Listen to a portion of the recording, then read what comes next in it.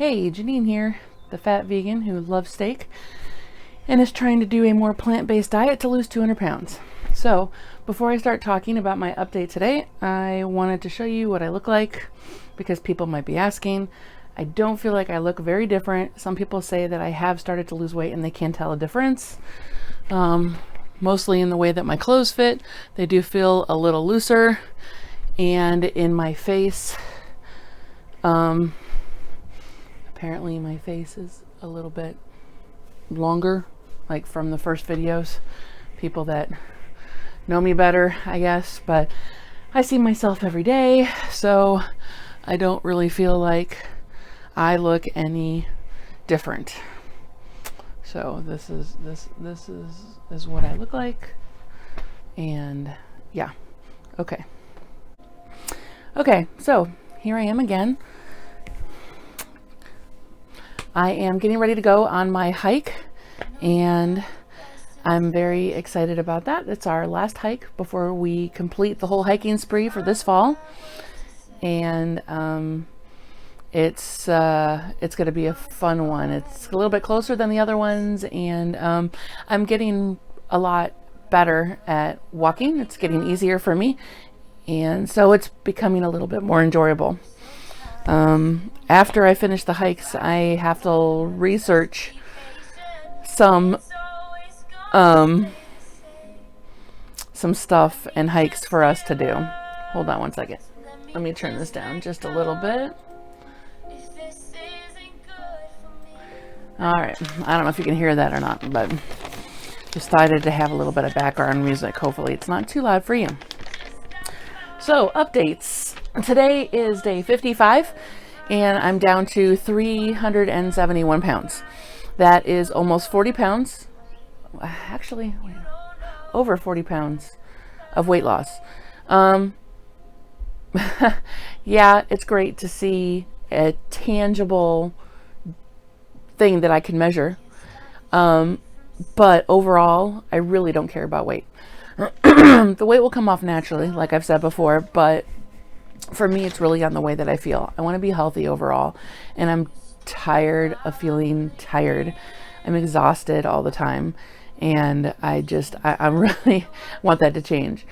So, so far, I have not had any meat or eggs in those 55 days. I can't believe I made it 55 days. And very, very little dairy. I have not been able to wean myself off of cheese yet, although I am finding some substitutes for some of my favorite meals.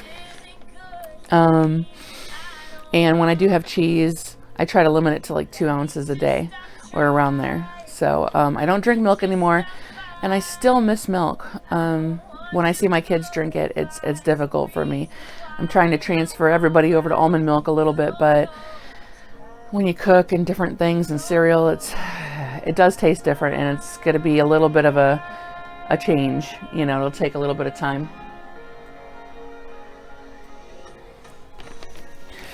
Okay, so what else? I have gotten the pop down, no pop at all for all that time, and I have started exercising pretty regularly. I've decided that 3 to 4 times a week right now is what I'm doing. I'm trying to do it every other day, but I wasn't feeling great yesterday, and I couldn't go on a walk, so I had to skip an extra day, so we'll be going on one today. But I think I've got it in enough of a habit where it's going to be easier for me to continue on doing this. So I think I've got it down. What that means is that it's time for some new goals to kind of throw into the mix, and some that I've started already. That I want to kind of like talk about there's 2 of them. One is vinegar before meals.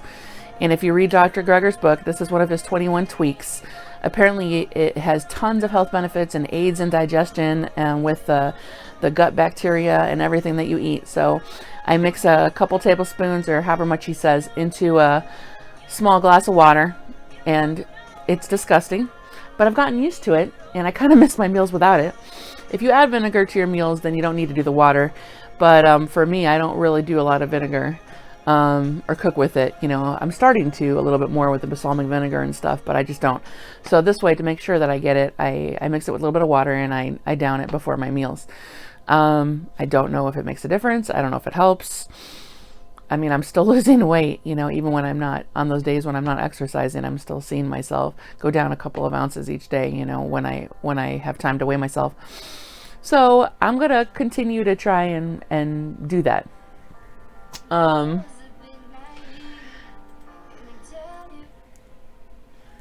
Yeah, so the vinegar before meals to help with digestion. And if you want to read more about that, read Dr. Greger's book.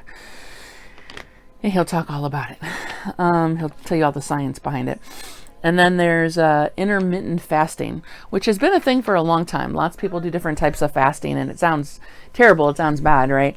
Like, okay, I'm overweight. I should not be fasting because that's just going to increase my binge rate of how often I, you know, overeat and go on binges. But what he's talking about, Dr. Greger, is saying that if you go for a certain amount of time, your body has time to feed off of the fat and the other stuff that's in your body. So if you go for a certain amount of time each day without eating. So basically, long story short, he believes that after 7 o'clock at night, you should not be eating. Because that gives you, I mean, most people don't eat before 7 o'clock in the morning, and that gives you good 12 hours before your body to rest, digest everything, and start to feed off the fat and everything else that's in your body. Eating at night is very, very difficult for me, or not eating at night, I should say. I'm still struggling with that. However, when I do feel the need to eat and I just start to get like this and I have to eat, I find myself turning toward healthier options. Air pop popcorn, or a handful of nuts, or some hummus, you know, stuff like that. And it fills me up. And, you know, I don't feel as guilty as I normally would. So when I say intermittent fasting, I mean, I'm going to try, and I've been doing this for a while already, but I'm going to try to continue to not eat after 7 p.m. every single night. I've been doing pretty good with it. Last night I had something right at 7, so it was 7:30 that I stopped, but I'm very aware of the time now, and I don't ever eat at like 9 or 10 o'clock anymore. And I do notice a difference, especially with my sleeping. I am sleeping a little bit better. I still have a lot of the emotional ups and downs, anxiety, you know, lots of dreams. I'm a light sleeper, so that doesn't help me. You know, I have a puppy who has to wake up at night. That doesn't help. You know, husband who snores. Love you, honey. That doesn't help. I'm just a really light sleeper. So, it's very difficult for me to have a really deep, good night's sleep. But I have noticed a little bit of a difference when I don't eat after 7 o'clock p.m. And, I think I'm pretty much doing the same. I talked about this before, but I managed to do this probably at least 5 times a week. You know, out of 7 days, 5 to 6 I can do not after 7. I've been doing pretty good with that. But it's still difficult for me. It's not an easy thing to do. I still look at the clock. I still wring my hands. I look for something to do with my hands. I do hobbies. Sometimes I get my computer out while I'm watching TV and I do some work on the computer. It's just a difficult thing for me to do. So, yeah. So, day 55, 371 pounds. And how has the weight loss been going? Well, in the beginning, it was coming off really fast, which of course is to be expected. It's always like that. But in the last 2 to 3 weeks, it kind of changed a little bit. For about 10 days, 10 to 11 days, I didn't lose a thing. I kind of plateaued. And I was starting to, this happens all the time, you know, you have to go through plateaus and changes and ups and downs. But I was still trying not to freak out. You know, I started to feel guilty about maybe I was eating the wrong way or eating too much of something, or, you know, guilt. That's my MO, right? So I just kind of hung in there, kept on exercising, tried not to feel too bad and too guilty, and just kept going. And it's starting to come back down again. Not as fast as it did before, but it is. And I try to weigh myself about 2 times a week, but sometimes, you know, I don't. I do it more because I'm, you know, this is a big deal for me now. And it is an indicative measure of how I'm doing. So it's the one thing I can look at to see, to measure, you know, on how everything is going. So, and I do see myself losing, even from day to day, even just a couple of ounces, even when I don't exercise. So that's a good thing. But it was difficult for me. So it's slowly going down again. And I think this last week I lost like 2 pounds. So as long as I see it going down as we go, that's good. I got to keep exercising, and I'm still struggling with eating more in the morning, lunchtime, which Dr. Greger says is better, opposed to at night, which makes perfect sense because you walk around, you work it off during the day, so that's something that I have to work on. But I just get so tired and emotional and whatever at night, after a day, and I just want to eat. So, okay, enough of that. Did want to mention Dr. Greger's video on looking at nature improves health. And I thought that was really interesting. He's not talking about going out and being in nature. He's not talking about exercising in nature. He's talking about just looking at it. And I completely agree. So all these little tiny things that you can do to help yourself be motivated and lose weight or be in better health, I think is something to take notice of. And Dr. Greger talked about in this video, because I get the email videos every single day, he talked about how they did studies on people in hospitals, facing a brick wall opposed to having to look scenery outside. And the people that were able to look outside were able to get healthier and recover quicker. So it doesn't really surprise me. I love being outside. It's hard for me to find the time to do it. Sometimes I feel like it's such a waste of time unless I bring work out there with me or something, which I can do. And it's beautiful weather right now in the fall. It's been in the 60s and 70s, so I should do this more. But I just don't, and I need to. But every time I go and take my walk out in nature, I just try to take deeper breaths, and the green and the trees and the oxygen, it really does make me feel better in so many different ways. I've never been a huge nature person, but I've always loved nature. And what I mean by that is I love to be out in it and take walks and look at, nature and sit out there and do painting and different things. But I've never liked to camp. I don't like sleeping in dirt. I've never been one of those people. And I like to go to the bathroom in a regular toilet. So I don't camp. But my kids are in Scouts. And my husband does all that camping stuff with them. So I'm exposed to it, that side of people who like to do that stuff a lot. And I just like to be out there. But it does make a difference. And long story short, I think that more people should be out there at least once a day, even if it's just for 15 minutes to read or just to sit and look. I mean, how often anymore do we just sit and are just there, just to be there? We are a society of clickers and texters and constant technology. And I think it's really good for people to put that aside and go out there and just sit. Like sometimes I don't even bring a book or something to do. I just sit and I breathe in the air and I look at the trees, and it really, really, really helps my mood. It really helps the depression. So, all right, I think that was pretty much it. I talked last time about maybe having a splurge sometime soon after so many days, and I'm still not sure I'm going to do that. I don't know. Everybody tells me I'm stronger than I am, but I don't feel that strong yet. And I'm scared. But my anniversary's coming up, and those steaks in the freezer are calling to me. Once they're gone, all that meat's gone. I don't know how much I'll be buying anymore, but I still have it. I just started this a couple months ago, so I can't just get rid of everything all at once, especially for my family. But in any case, there are some steaks in the freezer, and yeah, all the stuff that I've read about how gross meat is and everything Dr. Greger told me about it, it still sounds good. So maybe it will always sound good. I don't know. But that's still a decision I have to make about the splurging. I'm not sure if I'm going to do that yet or not. It is day 55, and Dr. Greger says it takes 66 days to make a real commitment to something. I've heard 6 weeks before, but for him, 66 days is what he said it's at, is where you can really, it's where you get your groove on. I don't know. There are days at night where I just want to go to Chipotle and order 10 things and feed my face and stuff my face and just do it for one day to kind of get it out of my system. But I'm afraid that doing that is going to take me off course, and I know that I'm going to feel crappy afterwards. So I don't know. Being able to splurge in a moderate way is going to be a real struggle for me, and I'll let you know how it goes when it goes, or if I fall off the wagon, of course.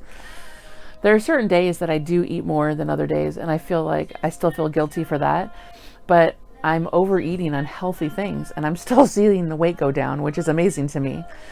You know, like the other night where I wasn't hungry. I had dinner, but I so wanted a snack. And so I had, like a quarter cup of nuts, and I felt so guilty afterward. It went past 7 o'clock. It was like 7:30.